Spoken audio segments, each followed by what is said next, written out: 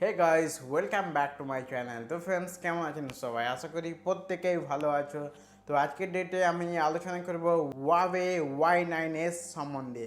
হ্যাঁ, এই Huawei Y9s খুবই তাড়াতাড়ি লঞ্চ হতে চলেছে ইন্ডিয়ান মার্কেটে এবং বাংলাদেশের মার্কেটে। তো স্মার্টফোনটি ফুললি অফিসিয়ালি ডিটেলস বেরিয়ে চলে এসছে। তো এই সম্বন্ধে ভিডিওটি আলোচনা করব।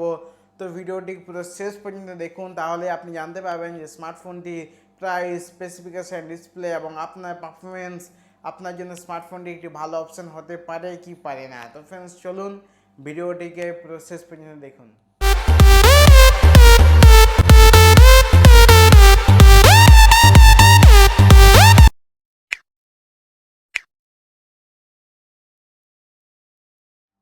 তো এই হুয়াওয়ে Y9s অ্যামাজনের উপর লিস্টেড হয়ে গিয়েছে প্রায় অ্যানাউন্সমেন্টে 6 মাস পরে। লকডাউন এইসব তো ছিলই, তো অ্যানাউন্সমেন্ট হওয়ার 6 মাস পরে অ্যামাজনে এটি লিস্টেড হয়ে গিয়েছে। এবং এর সাথে স্মার্টফোনটির ডিসপ্লেতে আপনি পেয়ে যাবেন 6.5 ইঞ্চিস একটি বড় display, full HD plus display পাচ্ছেন।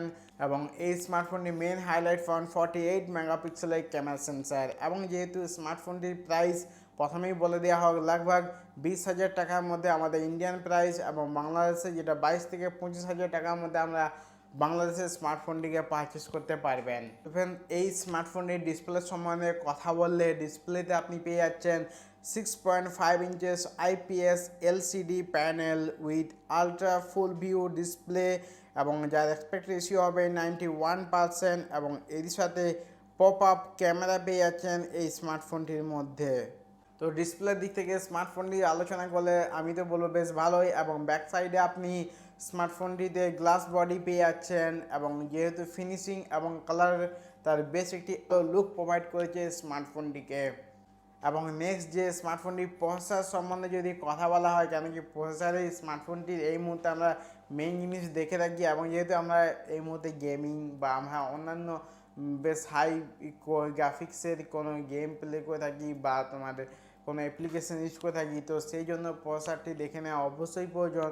প্রসেসর সম্বন্ধে কথা বলে, ক্রিনের প্রসেসর যেহেতু তারা ব্যবহার করে থাকে, তো ক্রিন 710 অ্যাপে চিপসেট পাওয়া যাচ্ছে, যেখানে আপনি 6 GB র্যাম, 128 GB স্টোরেজ পেয়ে যাবেন। এবং এর সাথে আপনি মাইক্রো SD লাগাতে পারবেন, যেটা 512 GB পর্যন্ত আপনি মাইক্রো SD কার্ড লাগাতে পারবেন। এর সাথে যদি এর ক্যামেরা সম্বন্ধে কথা বলা হয়, তাহলে 48 মেগাপিক্সেলের প্রাইমারি ক্যামেরা সেন্সার প্লাস 8 মেগাপিক্সেলের আলট্রা ওয়াইড অ্যাঙ্গেলের ক্যামেরা সেন্সার প্লাস 2 মেগাপিক্সেলের depth camera sensor plus pop up selfie shooter 16 মেগাপিক্সেলের ক্যামেরা। তো যেহেতু আপনি পপ আপ সেলফি ক্যামেরা পেয়ে যাচ্ছেন, এবং আমার নর্মালি পপ আপ ক্যামেরা ভালো লাগে না, তো আপনার কীরকম লাগে পপ আপ ক্যামেরা নিচে কমেন্টে অবশ্যই লিখে জানাবেন। এবং অনেকে হয়তো ভালো লেগে থাকবে ব্যাপারটা। এবং এর সাথে স্মার্টফোনটি ওএস সম্বন্ধে কথা বলে, অ্যান্ড্রয়েড 9-এ স্মার্টফোনটি রান করছে। তো অ্যান্ড্রয়েড 10 কেন দেয়নি তা আমি জানি না। এবং তাদের যে পার্সোনাল UI 9.1-এ বেসে স্মার্টফোনটি রান করবে। তো ফ্রেন্ডস, এই হলো স্মার্টফোনটি ডিটেলস, প্রাইস, স্পেসিফিকেশান। তো ফার্স্ট অফ অল আমি স্মার্টফোনটির যে প্রাইস রেঞ্জ আছে, ওই প্রাইস রেঞ্জে আমার সেরকম কিছু মনে হলো না যে ভালো কিছু কোয়ালিটি প্রোভাইড করছে বা স্মার্টফোনটির পারফরমেন্স বেশ ভালো হতে পারে।